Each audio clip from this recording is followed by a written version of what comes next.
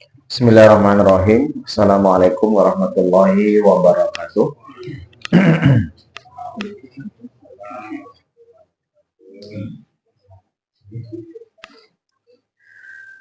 Alhamdulillah. Alhamdulillahirabbil alamin wal aqibatu lil muttaqin wala udwana illa 'alal zalimin. Wassalatu wassalamu ala asrofil anbiya'i wal mursalin sayyidina wa maulana Muhammadin wa ala alihi wa sahbihi ajmain. Rabbi shrah li sadri wa yassir li amri wa hlul 'uqdatam min lisani yafqahu qawli. Alhamdulillah, kita kembali dipertemukan Allah Subhanahu wa taala masih di dalam kegiatan rutin, Pak ya. Kegiatan rutin kita setiap Jumat subuh ya, adakan taklim majelis ilmu. Kalau aktivitas rutin itu kelemahannya nanti niatnya itu kadang-kadang lupa, Pak, karena saking rutinnya. Makanya tetap kita terus berupaya selalu memperbarui niat ya. Ketika kita hadir ke majelis ilmu seperti ini, niatkan memang kita semata-mata ingin takarrub kepada Allah dengan wasilah menuntut ilmu ini ya. Jangan hanya sekedar ngelumpuk kepikiran seko jagung, Pak. Nah, di sini kan seko jagung di sini. Karena saking rutinnya ya. Dan kita insya Allah terus coba sampai, tak tahu sampai selesai nanti, Pak ya. Entah sampai kapan, kita coba di majelis, di waktu saya, jatah waktu saya, kita coba untuk mempelajari tidak terlalu mendalam ya, tetapi mudah-mudahan bisa mengambil ibrah dari perjalanan sirah nabawiyah. Dan kalau memang diperlukan nanti bisa diteruskan ke sirah khulafaur rasyidin atau bahkan sirah seterusnya di dinasti kekhilafahan Islam, Bani Umayyah, Bani Abbasiyah sampai ke Turki Utsmani. Kita masih di awal di sini karena ini pertemuan kedua ya, perjalanan sirah nabawiyah. Oh, perjalanan ketiga ya, sejak jahiliyah. Artinya kita masih masa awal-awal kelahiran Rasulullah, mulai dari sejak diasuh sampai anak-anak, nanti sampai remaja lah ya. Intinya tuh begini, Pak ya. Saya tidak akan membahas detail secara urutan kisahnya, nanti mudah itu dikaji ya. Bapaknya siapa, lahir tahun berapa, kemudian nanti diasuh sama ibunya, itu kita tidak akan step ke sana karena ini masih di awal. Di awal Rasul masih belum Islam ini ya, belum ada Islam, Pak ya. Nah, cuman sebagian orang kadang ini kan masih belum Islam. Belum ada Islam, belum wahyu turun kan ya. Artinya belum ada syariat. Apakah masa kehidupan Rasulullah Shallallahu Alaihi Wasallam ini juga bisa menjadi contoh teladan walaupun belum Islam? Nah, di sini yang kadang-kadang ada pertanyaan begitu, Pak. Jadi prinsipnya itu ya, Rasul ini kan salah satu gelarannya adalah Al-Mustafa, Pak. Ya. Istofa itu pilihan. Mustafa itu orang-orang yang dipilih. Dipilih tapi karena kalau dalam bahasa Quran itu ada ijtaba, huwa ijtabakum, dialah yang memilih engkau. Di sini juga kalau pilihan khiyar juga pilihan, Pak ya. Kalau pilihan dalam bahasa Arab itu banyak versi bahasa penyebutannya. Kalau ijtaba itu huwa ijtabakum, seperti dalam surat Al-Hajj ayat terakhir itu ya. Ma ja'ala alaikum fid dini min haraj, dialah yang memilih kamu Ijtaba itu pilihan, memilih karena memang berdasarkan kompetensi, Pak. Jadi misal kayak begini, Pak Satrio beliau butuh pegawai untuk bagian konten kreator untuk promosi produk-produk beliau. Nah, otomatis kan beliau kan mencari karyawan, gitu. Tapi karyawan tidak mungkin asal comot, ya kan? Ditanya kan mesti, ini bisa komputer enggak? Enggak bisa, Pak. Ya tentu tidak akan diterima karena tidak sesuai dengan kebutuhan yang dibutuhkan oleh Pak Satrio untuk menjadi konten kreator produk-produk beliau. Nah, makanya beliau nanti memilih orang yang memang pertama minimal skill komputer ada, ya, bagus public speakingnya, kan gitu kan ya. Itu namanya ijtaba, memilih berdasarkan kemampuan. Karena memang layak untuk tugas itu, gitu loh, Pak. Tapi kalau istofa itu pilihan ya karena tidak ada alasan. Alasannya hanya karena cinta, seneng aja. Pak Sasari kenapa pakai sarung biru? Kok tidak pakai sarung hitam, sarung merah? Ya tidak, Pak. Pokok seneng biru. Dapat pakai alasan, Pak. Kenapa saya pakai sarung biru? Tidak ada alasannya, cuman ya senang aja gitu loh. Seneng wong seneng dan alasannya, Pak ya. Nah, Rasulullah SAW dipilih oleh Allah itu Al-Mustafa itu dipilih karena ya Allah cinta saja. Seneng wong cinta sudah ada alasan, Pak. Mau sesuai kompetensinya, mau layak, mau tidak ngurus, yang penting aku senang. Itu posisi Rasulullah. Jadi Rasul itu memang sengaja oleh Allah dipilih karena memang Allah cinta, gitu loh, Pak. Nah, tentu yang namanya pilihan itu karena pilihannya berdasarkan memang rasa cinta ya. Maka untuk dicetak menjadi seorang nabi tentu dijaga pula proses untuk menjadi nabinya itu, untuk sampai ke titik menjadi nabi itu, gitu loh, Pak ya. Jadi artinya sejak masa kelahiran bahkan sejak sebelum masa kelahiran Rasul kan sudah dipilihkan dari nasab yang terbaik ya, dari Kinanah sampai ke Abdul Manaf sampai ke Bani Hashim ya. Nah itu di situ pilihannya, Pak. Apalagi setelah lahir beliau ya, dipilihkan dari rahim yang terbaik dari Aminah, dipilihkan pengasuh terbaik dari Halimah, kan gitu kan ya. Dipilihkan komunitas terbaik dari kampungnya Bani Sa'ad itu ya. Itu jadi semua yang sejak awal itu Rasul sudah bisa menjadi teladan, jadi percontohan, Pak. Nah, kita coba belajar itu. Apa yang bisa kita ambil hikmah dari perjalanan masa muda bahasanya ya, masa anak-anak sampai masa muda Rasulullah SAW. Karena bagaimanapun ini menjadi sebuah role model bahasa kita sekarang, Pak ya. Percontohan. Termasuk tadi. Kenapa hikmah diasuh oleh Bani Sa'ad itu? Ya karena butuh untuk pertama untuk melatih bahasa yang original. Karena untuk mencetak anak-anak soleh itu pertama kali itu dari bahasa, Pak. Karena yang membedakan antara anak bejat sama anak soleh dari gaya bicaranya. Kok gaya bicaranya kasar, kurang ajar, ya itu sudah tidak bisa jadi anak soleh. Semua orang soleh pasti gaya bahasanya sopan, halus, dan sebagainya. Di situ Rasul dibina. Nah, kalau kita lihat perjalanan hidup Rasul ini ya, sejak awal, Pak ya, kita tahu kan, kalau kita lihat soroti secara umum ya, alam yajidaka yatimam fa'awah. Bukankah kami dapati kaum Muhammad dalam keadaan yatim? Kita tahu Rasul ini kan memang sudah sejak lahir sudah tidak ada yang namanya orang tua, bapak terutama ya, bapak tidak ada. Abdullah kan sudah meninggal dunia pada saat Rasul masih dalam kandungan.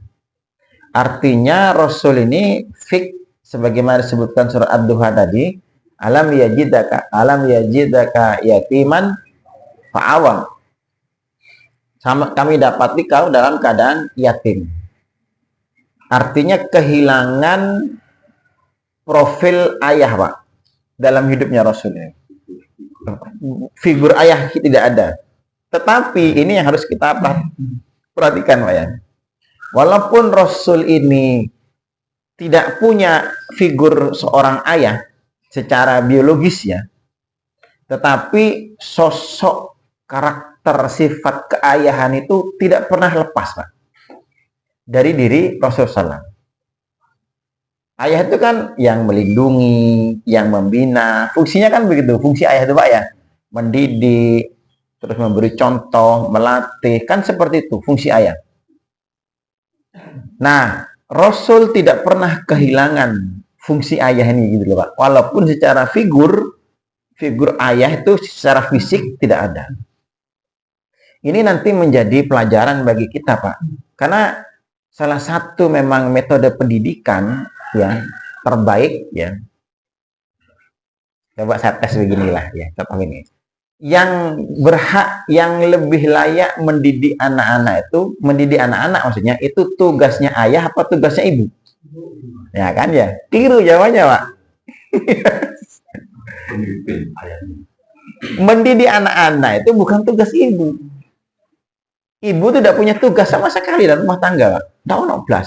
Tugasnya ibu cuma satu, ngelayani bapak toh. Taat kepada bapak tok. Semuanya itu tanggung jawab suami. Yang temennya suami ini, Pak ya. Mulai tadi ngumbah klambi, nyapu, ngepel, semua tugasnya suami, tanggung jawab, Pak. Kullukum ra'in wa kullukum mas'ulun an ra'iyatihi. Wa rajulun ra'in an ahlihi, yang itu kan. Laki-laki itu bertanggung jawab bagi keluarganya. Semua ditanggung jawab laki-laki.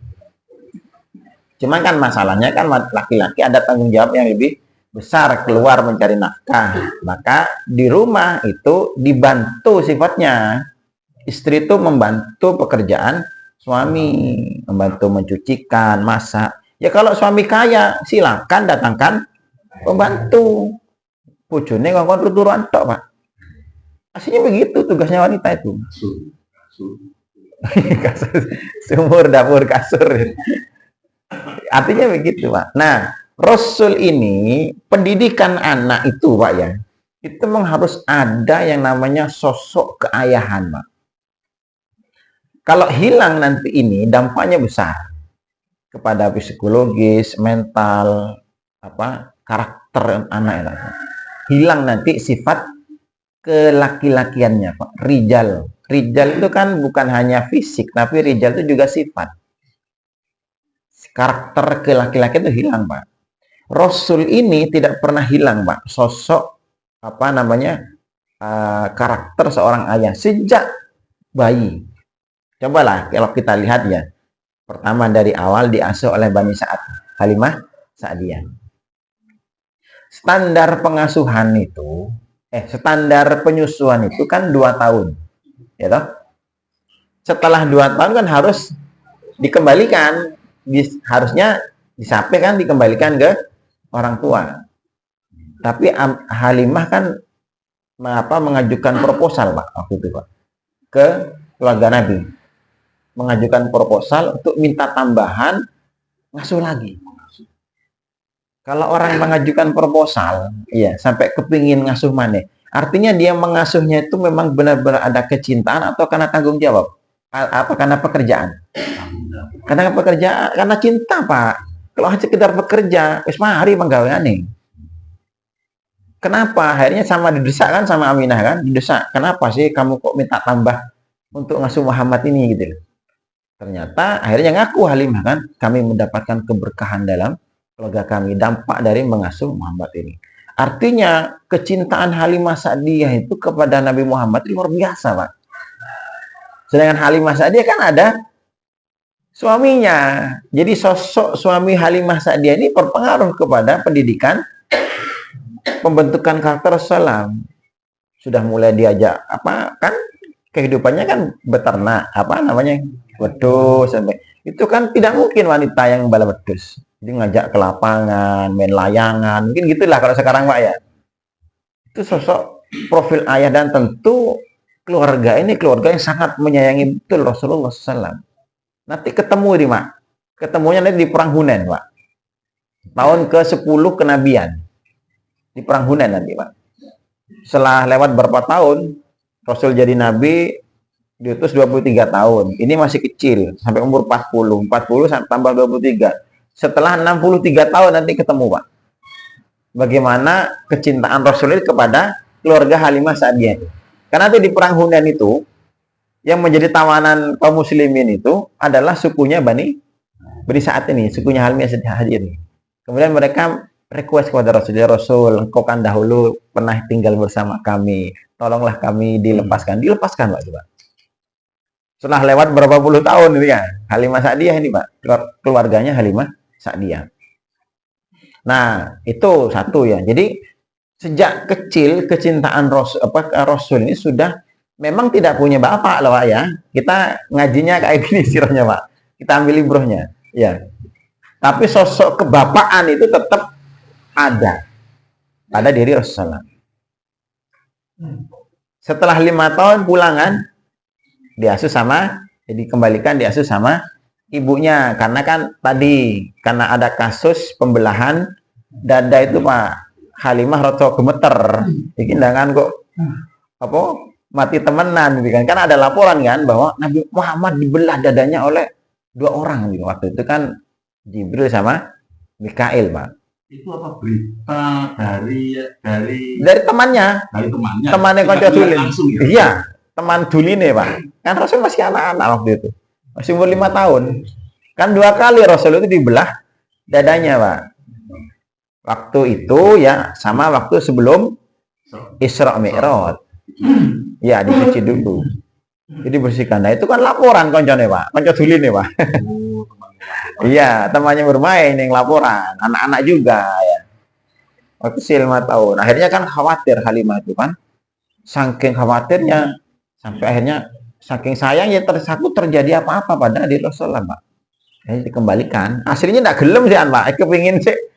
Kepingin ngasuh lagi. Karena kan keluarganya dapat keberkahan itu pada saat itu ya. Nah, akhirnya dikembalikan. Fik itu setelah itu kan diasuh oleh ibunya, tapi kan cuma setahun, Pak. Dan bersama ibunya ini kan tentu bersama keluarganya Bani Zuhroh, Pak. Ya. Ibunya Rasul ini Aminah ini ya. Rasul ini kan punya bapak, bapaknya kan Abdullah. Bapaknya punya bapak lagi. Mbahnya Rasul namanya Abdul Muthalib, ya kan? Abdul Muthalib ini punya istri 5. Ya. Istrinya 5, Pak. Yang ini tidak boleh ditiru ya. Akan 5, Pak ya. 4 sih cukup ya. Standar loro lah Pak Hasarian. Nah, 5 kan. Salah satu istrinya yang Abdullah sama Abu Thalib ini satu ibu. Abdullah sama Abu Thalib. Itulah nanti rahasia kenapa Rasul nanti setelah kakeknya diasuh oleh Abu Thalib. Nah, di antara paman Rasul kan ada yang namanya Hamzah. Yang wafat nanti di perang Uhud, yang hatinya dimakan karo Hindun itu kan pamannya Nabi. Cuman usianya selisih 2 tahun dia, Pak, sama Rasul. Jenenge paman tapi ya kayak orang kan biasalah ada orang kampung-kampung. Sama antara, Pak. Cuma lebih tua selisih 2 tahun. Nah, ibunya Hamzah ini, istrinya Abdul Muthalib, ya, bojo nom paling, Pak ya. Itu masih kerabat dengan Aminah. Kok belajar nasab jadinya. Nggak, biar tahu saja, Pak ya. Jadi Aminah istri Nabi ini, ya, kok istri Nabi, maaf ya. Ibunya Nabi ini, Aminah ya. Itu dia punya sepupu lah ya, semacam saudara dekat, dinikahi sama mbahnya Nabi, Abdul Muthalib. Jadi karena memang Bani Zuhra itu keluarga yang terpandang, Pak. Bahasa sekarang ningrat lah, Mas. Jadi ibunya Nabi ini bukan orang kaleng-kaleng, Pak ya. Amin itu. Ditambah lagi Bani Hashim ya kan. Bapaknya Bani Hashim, Pak. Bani Hashim itu juga darah biru. Jadi Rasul ini memang diasuh ibunya, tapi ibunya juga berpendidikan. Tidak mungkinlah orang kaya kolot, Pak ya. Terbayang tidak orang kaya tapi tidak bisa maca tulis, tidak ngerti dunia perpolitikan atau dunia pergaulan yang terbelakang kan tidak mungkin. Namanya orang kaya lah ya. Jadi orang kaya memang Rasul nih Pak ya. Jadi bukan miskin. Sampai meninggal pun Rasul tuh, harta Rasul itu 1.253 triliun Pak. Kalau sekarang dikuruskan itu Pak. Triliun ya, bukan miliar. Ojo ngomong Rasul melarat Pak ya. Boleh melarat nyuruh Rasul. Tutup Pak sampai anaknya saking melarat itu. Rasul tuh memang karena tidak mau harta, tidak mau dunia. Nah itu setelah itu baru diasuh oleh ibunya meninggal kan.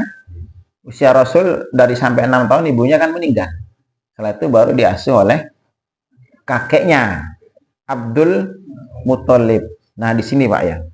Makanya kalau ngaji itu ortok di bedel. Siapa Abdul Muthalib itu?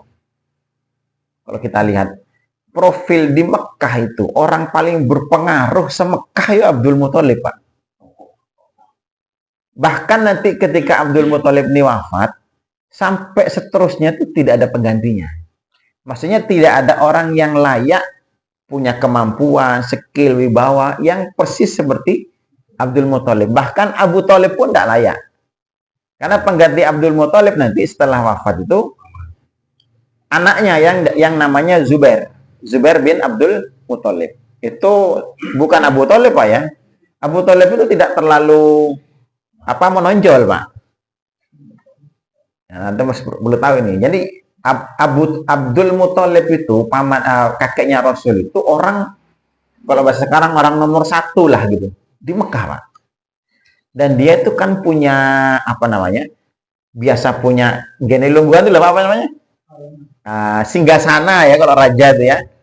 Di samping Ka'bah itu yang digelar karpet merah, kursi khusus yang tidak boleh ada yang berhak duduk di situ Pak.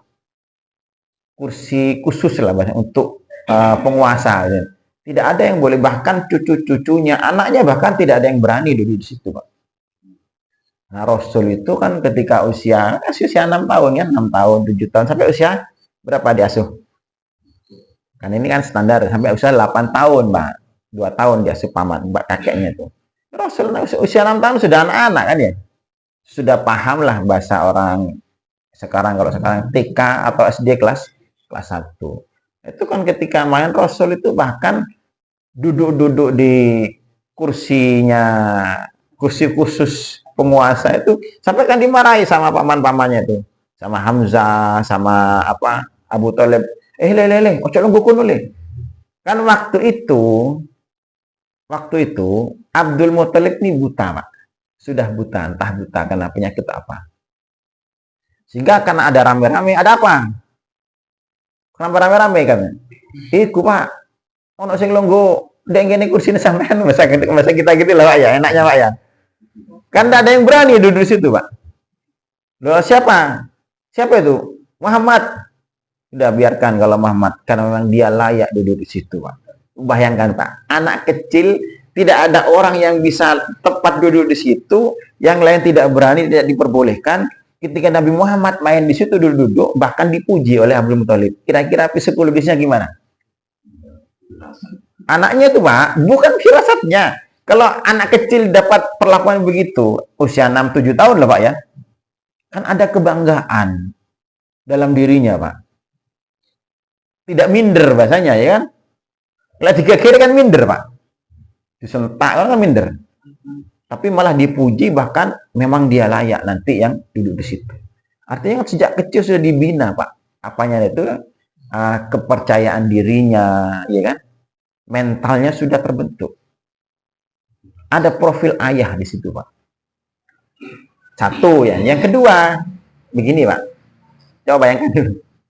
Saya coba ngasih ulang-ulang. Belajar surah Nabi itu begini ya Pak ya. Harus dipedali gitu Pak.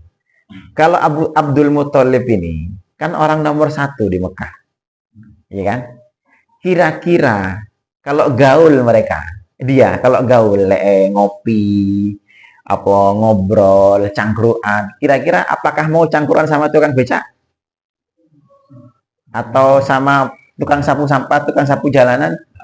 Tidak mungkin, tidak level. Pasti dia levelnya bicara dengan Walid bin Mughirah, Abu Jahal, ya, para pejabat semua. Kalau bahasa kita sekarang, circle-nya pasti circle pejabat, Pak. Dan itu Rasul ikut. Jadi Rasul sejak kecil sudah terbiasa dengan circle orang-orang top. Dan dia tahu gimana gaya bahasa mereka, gaya komunikasi mereka, pergaulan mereka, gaya makannya bahkan. Itu kehidupan Rasul. Pernah terbayang tidak? Dan ini melatih kepercayaan diri. Kan beda loh Pak, anak tak pernah sekolah, ya, atau pergaulannya hanya di kali, gitu ya, di sawah, sama anak yang biasa bergaul di dunia mewah, di lingkungan yang mewah dengan gaya hidup yang serba ada, kemudian serba teknologi canggih kalau zaman sekarang. Itu kan beda, Pak. Ya, dan itu pendidikan Rasul sejak awal, Pak. Karena itu pembekalan. Artinya apa?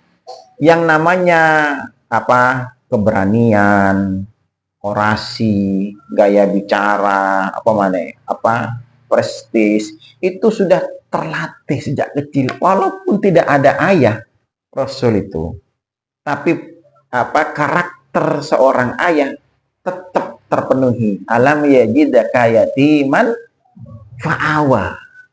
Kemudian saya sempurnakan. Walaupun tidak ada ayahnya. Itu kan berbeda sekali dengan zaman sekarang, Pak. Sekarang ini Indonesia ini terkenal dengan fatherless country, Pak.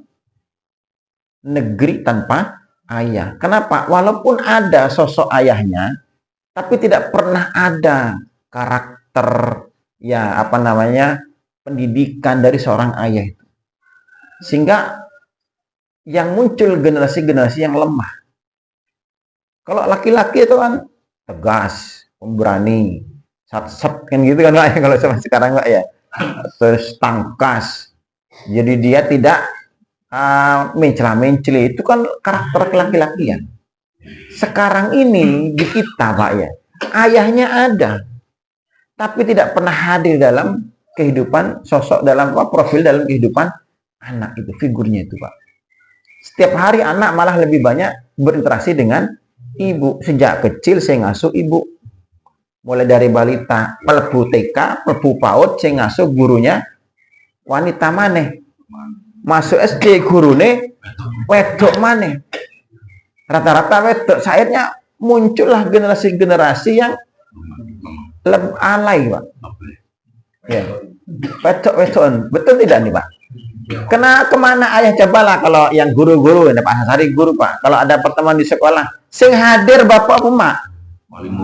Wali muridnya. Ya mak kabeh, Pak. Alasannya kemana bapaknya? Boleh duit. Ya kan? Di sini Pak kekeliruan kita. Antum walaupun sibuk kerja, harus ada minimal quality time buat anak-anak, Pak. Walaupun tidak setiap hari ya. Kayak Nabi Ibrahim lah, Pak ya.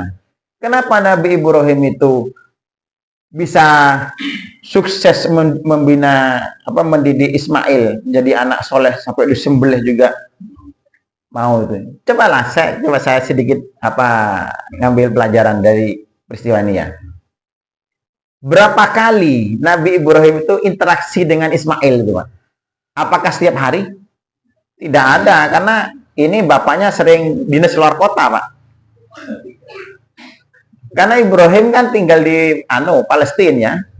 Hajar tinggal di Mekah. Jauh loh Pak, 1200 km. Hajar itu tinggal di Mekah.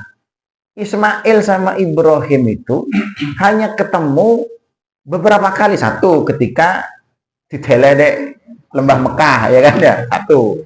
Kedua, lama tidak ketemu, ketemunya sudah besar. Toko-toko katanya dibeli. Dua. Yang ketiga, ketemu ketika bangun Ka'bah berdua kan. Yang keempat, ketika Ismail kongkon pegatan karo bojone. Tahu tidak kisahnya? Loh, enggak tahu, Pak. Jadi populer nih, Pak. Ketika Ismail sudah berkeluarga di Mekah itu, Ismail datang. Ibrahim datang kan. Pas waktu itu Ismail sedang berburu. Sing ono cuman istrinya, mantu nih di rumah. Datang namanya bapak, gimana dok kabarnya bapak anu bojomu dok? Gitu. Aduh pak, lek bojoku itu kan. Dakwah terus pak, pengajian terus, ndak nyambut gawe. Aku loh gitu kuali-ali, ndak ono, buat skincare ndak punya. Wis susah pokoknya rabi karo Ismail ini. Sambatannya istrinya, menantunya. Oh ya wes dok, nanti kalau Ismail pulang, bilang suruh ganti palang pintu rumahnya. Dan pergi dia kan. Ketika Ismail datang, tadi anak bapak. Loh, terus ngomong apa? Palang pintu rumahnya suruh ganti. Oh ya sudah, berarti mulai sekarang kamu saya cerai. Palang pintu. Coba pakai bahasa kode-kodean begini kan bekas bahasa kode sandi, Pak. Kapan orang biasa menggunakan kata sandi itu, Pak? Ketika dia ada kedekatan atau ketika dia sedang berjauhan. Posisinya ada dekat pak, kalau jauh pak tidak ada ikatan hati, tidak ada sebelumnya tidak ada sebelumnya semacam kedekatan dalam sebuah, tidak mungkin tahu kan kode-kode kan, kata sandi pak saya sama Pak Sasari sama Pak Satrio misalnya sebuah grup, kita nanti pakai sandi ini cuit, kalau cuit biasanya kita harus serang kalau gitu kan, itu kan karena ada kedekatan pak. Ibrahim tadi coba ngomongnya pakai jelas atau pakai sandi itu, Pak? Sandi, tapi langsung paham tidak Ismail? Kapan rembukannya itu, Pak? Ayo, coba tuh mikir enggak? Kapan rembukannya itu? Pernah terpikir dari riwayat ini, Pak? Itu karena ada kedekatan antara Ibrahim dengan Ismail, walaupun secara fisik jauh, Pak. Siapa yang mendekatkan itu? Ibunya. Jadi Hajar itu memang yang mengasuh Ismail Hajar secara fisik. Tapi sosok ayah selalu hadir dalam diri Ismail itu Pak. Makanya ketika Ibrahim datang, padahal lama tidak pernah ketemu Pak. Ismail sudah agak besar. Bapak mimpi nyembelih kamu. Gimana ini? Kan gitu kan. Fandermada taroh. Gimana pendapatmu? Ya sudah ya. If al-matu'mar. Kerjakan apa yang diperintahkan. Satajiduni insyaallah minas sabir. Kalau anak sekarang sampeanku Pak ndak tahu rene teko-teko aku tuh dibeleh. Apa dewe Pak? Apa dewe Pak? Mak kurang mangan, mak kurang blonjo, sampai nang di Pak. Teko-teko kate beleh kan begitu. Layak tidak Ismail bilang begitu Pak? Layak Pak. Ismail Ibrahim itu tidak pernah datang, tapi kenapa Ismail begitu taat, begitu dekat dengan bapaknya? Kenapa itu rahasianya? Para ulama tafsir menyebutkan karena sosok Ibrahim walaupun tidak pernah ketemu selalu hadir dalam benaknya Ismail. Siapa yang menghadirkan? Ibunya. Cari bapakmu tuh begini. Makanya ketika ibu-ibu mendidik anak-anak, silahkan ibu didik anak-anak secara langsung. Tapi jangan hilangkan peran ayah. Cari bapakmu gini, kamu harus begini. Kalau ada apa-apa, cek tunggu tanya ayah dulu, tanya bapak dulu. Begitu Pak, Bu ya. Ajari begitu anaknya, jangan langsung memutuskan perempuan itu, tapi etok-etok. Sekarang kan lebih mudah Pak, ada telepon, ada WA, suruh aja voice call, video call. Coba tanya ayahmu, gimana gitu kan ya. Jadi ayah itu selalu hadir Pak, walaupun fisiknya tidak hadir. Itu pendidikan dan Rasul ada itu Pak, walaupun tidak punya bapak. Nah, sekarang kan ayah fisiknya ada, tapi figurnya tidak pernah muncul. Makanya coba suruh tulislah anak-anak di sekolahan. Misalnya, siapa orang yang paling berkesan ketika dalam ibu apa bapak? Pasti semua jawab ibu. Padahal di dalam Al-Qur'an itu Pak ya, ada 17 dialog percakapan antara orang tua dengan anak 17 kali. Percakapan, dialog antara orang tua dengan anak 17 kali totalnya. 14 kali itu dialog antara bapak dengan anak. Kayak Nabi Yusuf dengan anaknya, bapaknya Yakub, ya. Ibrahim dengan anaknya Ismail. Ya, Nabi Nuh dengan anaknya Kan'an. 17 kali. Percakapan antara orang tua bapak dengan anak. 2 kali percakapan antara ibu dengan anak. 1 kali tidak jelas apakah ibu atau anak. Artinya di sini apa? yang paling berhak berpengaruh mendidik anak-anak itu adalah bapak.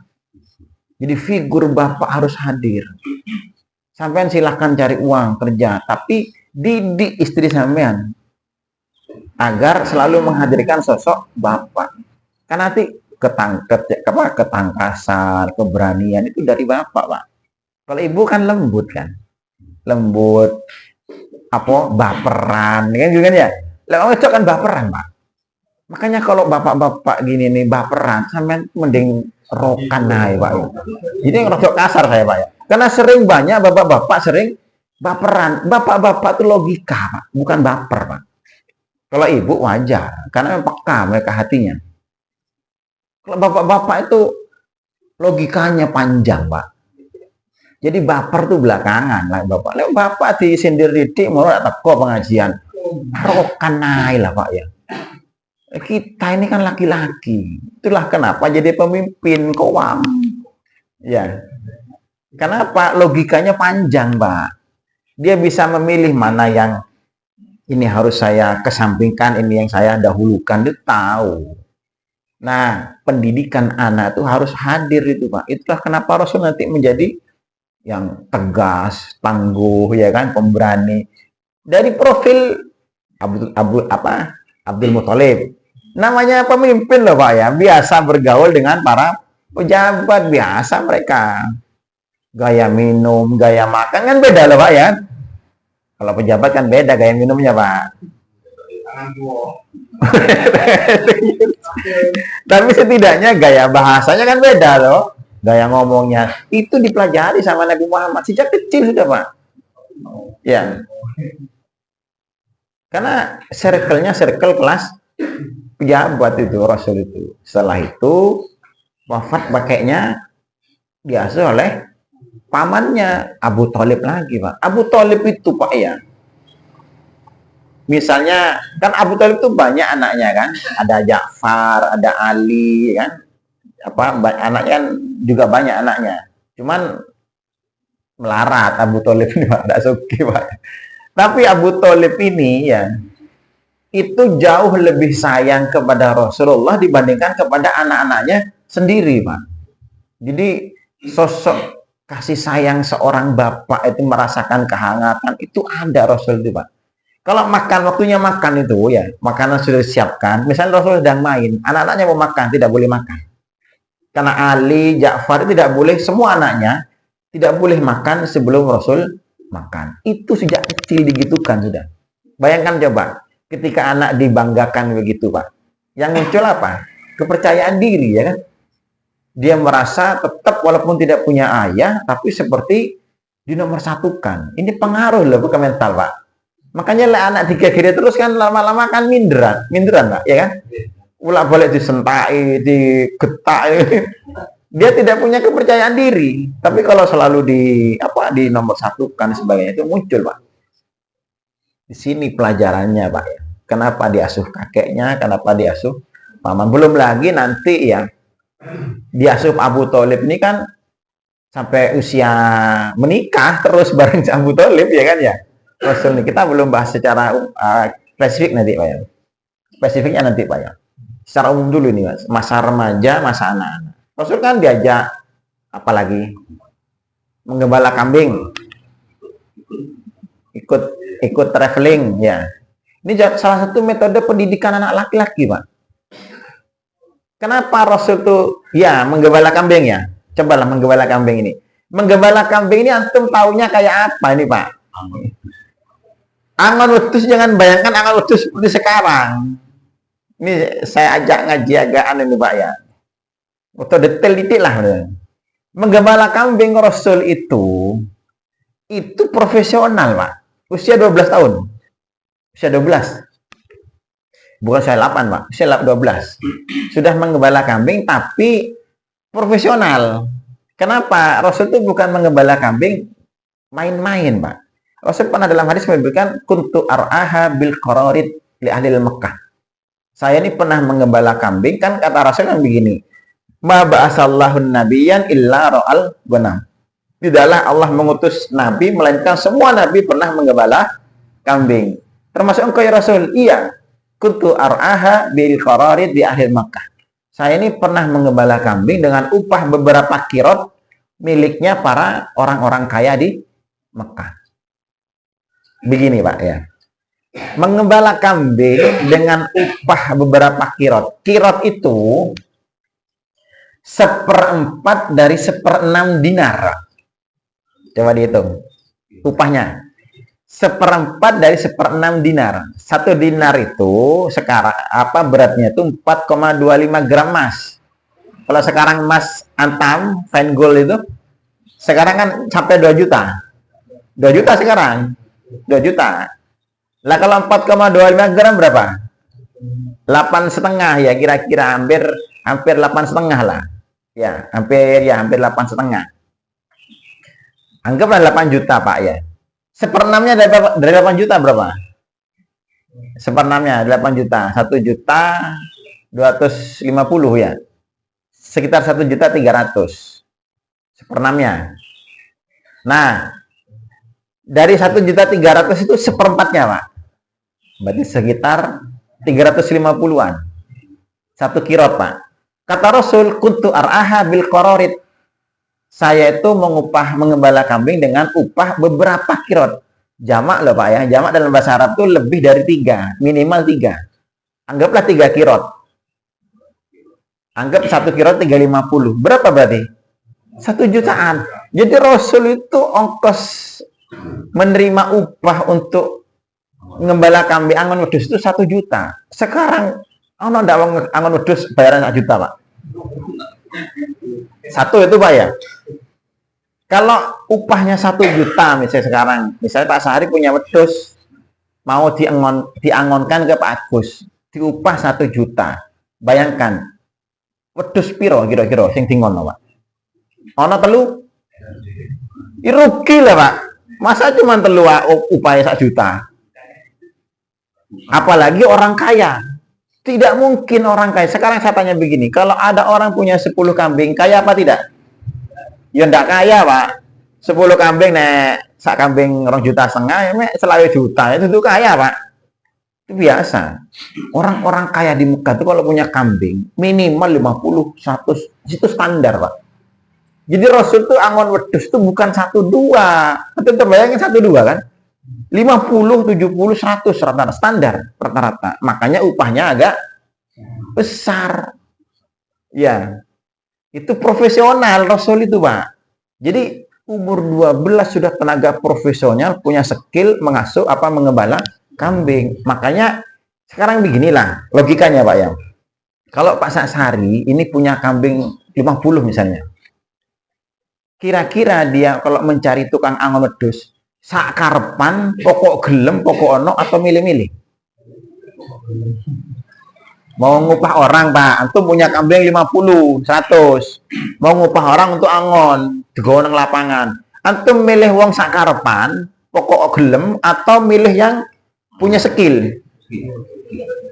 Kenapa kalau ada pokok sing gelem, enggak pokok gelem, pokok ono? Hilang kabeh wedhus ya, Pak, ya kan? Apalagi jumlah besar. Terbayang di sini. Kenapa Rasul dipilih oleh orang-orang Mekah itu, Pak? Untuk dipercaya mengangon wedhus. Kalau jujur tetapi bodoh tidak mau orang, Pak. Ya kan? Misalnya ada orang ini orang-orangnya jujur, dia lugu, tidak pernah nyolongan, tapi tidak punya skill. Bisa ndak angon wedhus 50, 100 tidak punya skill, Pak? Iso mati kabeh, so kabur, so hilang wedhus ya kan? Jadi Rasul itu usia 12 itu skillnya sudah keren, Pak. Dipercaya sama orang-orang kaya sampai diupah 1 jutaan itu kan karena Rasul punya skill. Kalau tidak punya skill tidak mau orang, Pak. Terbayang tidak ini, Pak, baru, Pak. Jadi usia 12 sudah matang Rasul itu, Pak.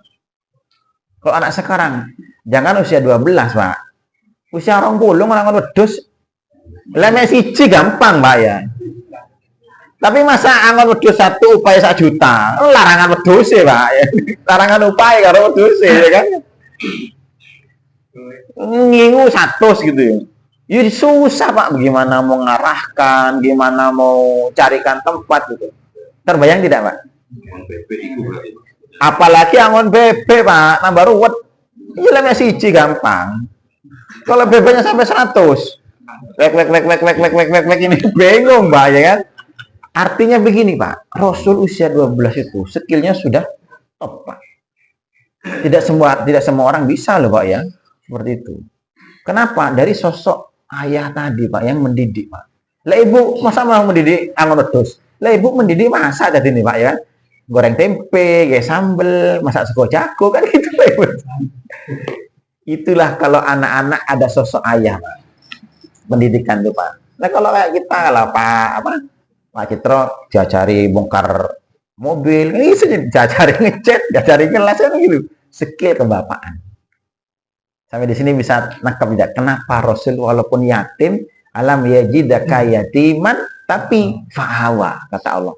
Tetap aku ada orang yang mengasuhmu. Artinya kita, pelajaran kita ya, untuk anak-anak kita, jangan sampai hilang Pak, profil sosok antum nih Pak ya, ke anak Pak. Jangan diserahkan ke ibu. Al-ummu madrasatul ula. Masalahnya antum potong itu apa hadisnya itu? Wal abu mudiruha Pak. Memang ibu itu madrasah pertama bagi anak-anak, guru pertama. Tapi bapak kepala sekolahnya Pak.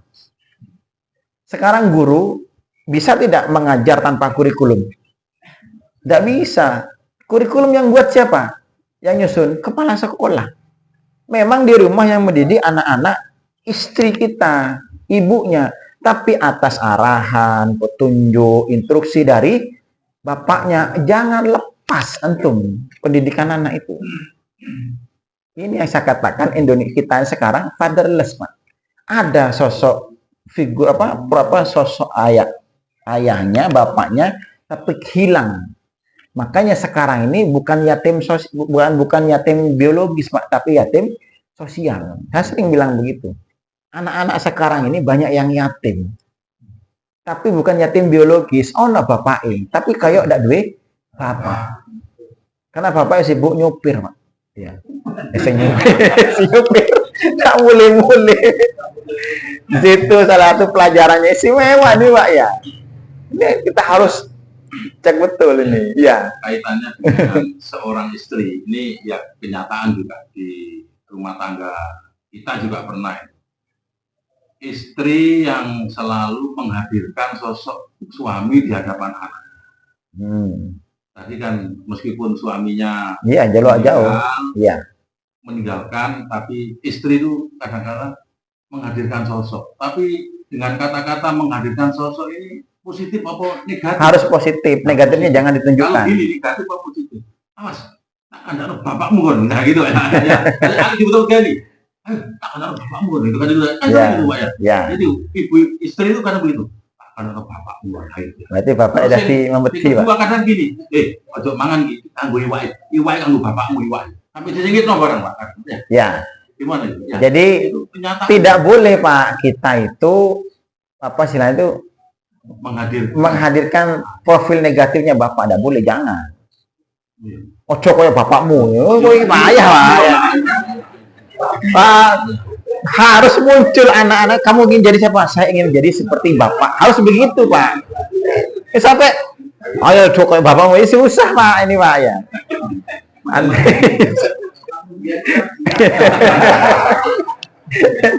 Jadi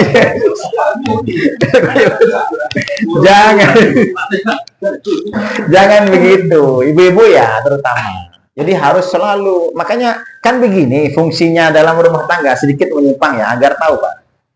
Ar-rijal qawwamuna 'alan nisa. Fungsi laki-laki itu kan qawam Pak. Ya kan? Qawam itu kan asal dari qiyam. Kalau qiyam itu qiyamul lail. Qiyam itu artinya berdiri, qoma ya kumu, qiyaman itu berdiri. Qawam itu profil seseorang yang membuat orang lain bisa berdiri gitu loh Pak. Bisa membuat yang lain tegak. Dia sendiri tegak, tapi bisa membuat yang lain yang condong, yang miring juga bisa tegak. Artinya tugasnya ayah di rumah tuh begitu Pak. Yang namanya membuat orang lurus, artinya membuat aturan, memerintah dan melarang, menyuruh, menginstruksikan. Itu tugasnya bapak di rumah. Agar bisa benar melakoni rumah tangga ini Pak. Makanya kalau ibu yang mengambil peran ini, berarti dia sedang offset Pak. Ibunya offset. Ya, karena dia mengambil peran ayah. Makanya coba, kalau ibu cerewet, sering ngongkon anaknya, ngongkon ini, tidak boleh gini, harus begini. Di rumah lo tidak karo anaknya. Jarang, Mbak. Kenapa? Karena memang salah fungsi. Paham tidak? Yang memerintah, melarang, menyuruh, mengitusi, ini boleh, tidak boleh, itu tugasnya bapak itu. Jangan ibu ngambil peran itu. Lah ibu sampai doher cangkemnya tidak direken karo anaknya, Pak. Iya kan? Nah, tugasnya ibu apa di rumah? Wa min ayatihi an khalaqalakum min anfusikum azwajan litaskunu ilaiha. Litaskunu ilaiha, agar kamu mendapatkan ketenangan dengan perempuan, dengan istri. Artinya fungsi istri di rumah itu obat penenang, Pak. Bukan pembuat aturan. Artinya kalau ayah perintahkan begini, langsung ditenangkan anaknya. Le, rumah bapakmu, bener bapakmu. Iku sing bener ngono. Ya terus semua apa namanya? Ibu itu selalu mendukung ayah, walaupun tidak cocok. Nanti protesnya nanti di kamar. Mas, ojo ngono ra Mas seneng anaknya gitu, Pak. Jangan di depan anaknya. Metodenya itu ya. Nah, ibu tuh fungsinya apa? Obat penenang di rumah. Litas kunu ilaiha. Ayatnya kan sering itu dibaca tuh kan kalau kawinan, Pak ya. Untuk membuat rasa tenang. Makanya kalau rumah tanggamu kemelut, bergejolak, kacau, macam-macam, itu pasti karena ibunya tidak berfungsi. Pasti penyebabnya karena perempuan, Pak. Rumah tangga berantakan, kocar-kacir, sering bertengkar, sering cekcok sebagainya, tidak tenang bahasanya, karena pasti perempuannya tidak berfungsi atau bahkan sering salah fungsi. Karena yang bisa membuat rumah tangga adem, ayem, tenang, ya santai, itu perempuan, bukan laki-laki. Tugasnya perempuan itu. Laki-laki tugasnya ini harus begini. Maghrib udah saya tolak TV, jam sing belajar, itu tugasnya bapak. Nah, ketika bapak tidak ada, gimana? Ibu memerintah, jangan langsung memerintah. Pakai perantara, le, cari bapakmu, kalau jam segini tidak boleh lihat TV. Le, cari bapakmu, ini waktunya belajar. Terus sandarkan ke bapaknya, Pak. Sehingga anak tuh hadir, Pak, bapak. Bapak yang begini. Lah ibu, sing bagian ngedem-ngedemi. Itulah tugasnya. Jadi fungsinya masing-masing. Jangan ibu mengambil peran bapak, bapak mengambil peran ibu. Wale. Makanya masih ono wong wedok cerewet nang anake, tidak direken karo anake, Pak. Banyak tidak begitu? Aduh, saking cangkem duduk gaweane Gusti Allah suwek kan gitu kadang-kadang ya. Saking cerewetnya tidak digubris sama anaknya. Kenapa? Salah fungsi, Pak. Itu bukan tugasnya ibu-ibu itu. Coba kalau bapak. Nah, percaya beginilah. Subuh bangunin anaknya. Ibu sampai le tangi sampai suwe, Pak. Tidak tangi-tangi. Coba bapaknya. Le bangun.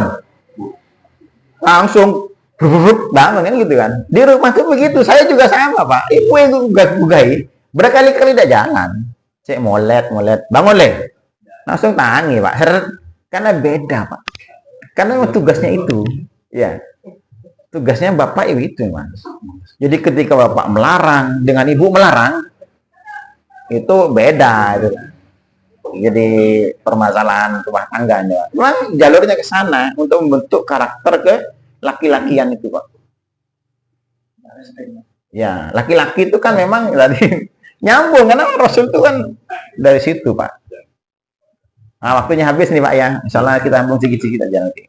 Banyak masih, nanti kita belum melanjutkan bagaimana pelajaran dari perjalanan kehidupan Nabi masih anak-anak itu. Nanti kan diajak traveling juga kan sama Abu Thalib itu ke Busra, Pak.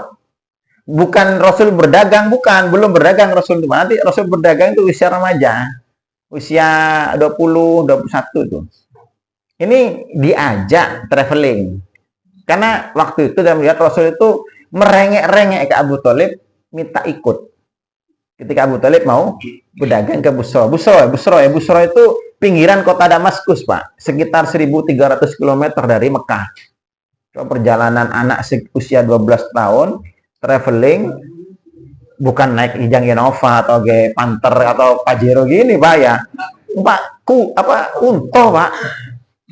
Artinya laki-laki itu memang fitrahnya keluar, Pak.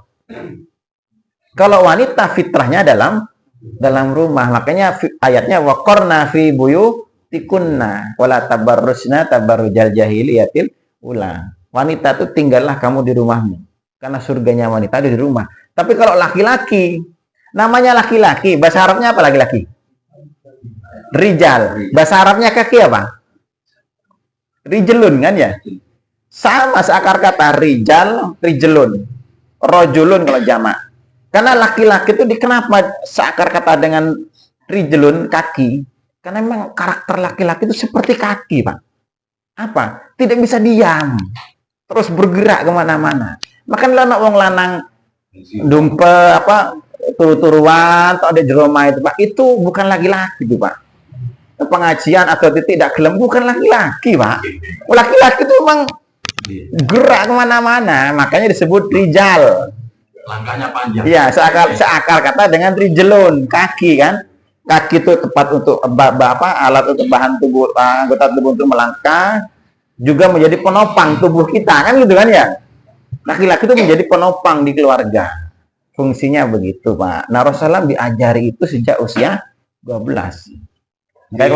Di usia 12 itu Rasulullah belum pernah jenengan ceritakan masa kanak-kanaknya bergaul dengan anak-anak sebaya. Di Bani Sa'ad gitu, Pak. Yang dengan teman-teman sebaya misalnya. Ketika menggembala ada. Diajak layangan. Ada. Diajak kekean bareng. Ketika menggembala kambing, Rasul itu kan pernah menggembala kambing sampai 3 hari, Pak. Jadi menggembala kambing itu bukan berangkat pagi pulang sore, bukan. Berangkat pagi, nginep di tengah padang pasir ya. Kan jangan bayangkan kayak sini loh, Pak. Boleh sukut gampang ya. Lah itu kan gunung, Pak. Gunung, padang pasir, cari suket ya susah, Pak.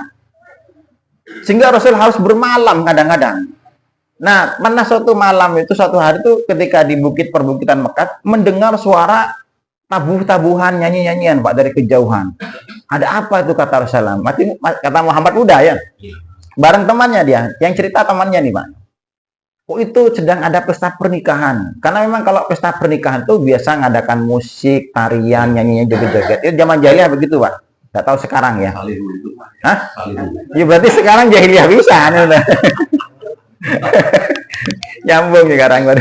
Nah, Rasul itu kan namanya anak muda, Pak. Saya tertarik tak delok lah. Sehingga Rasul turun, Pak, dari perbukitan tuh, Pak. Cuman dalam perjalanan turun tuh rasanya kok ngantuk pol. Akhirnya saya tak turun dulu lah.